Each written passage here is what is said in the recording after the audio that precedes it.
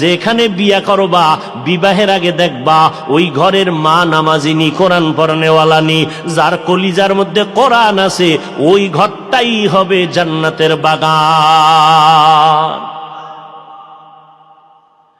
এরে নবীর উম্মতের দল, আল্লাহর এক বান্দি একটা বাচ্চা নিয়ে আসি ঘরের মধ্যে, সাহাবী, পয়গম্বরের কলিজার সাহাবী, যুদ্ধের ময়দানে হাজির, ছোট ভাঙ্গা ঘরে স্ত্রী সন্তান নিয়ে আছে, একটা ছোট্ট বাচ্চা নিয়ে যুদ্ধ চলতেছে, বাড়িতে আসবে আসবে ভাব।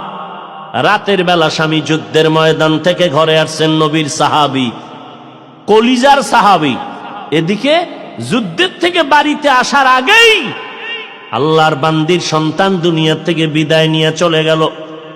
আল্লাহর বান্দি এত সবেরা, বাচ্চাটারে সুন্দর মতো বিছানায় শোয়াই একটা কাপড় দিয়া রাখছে, মনে হয় আরামে ঘুমায়।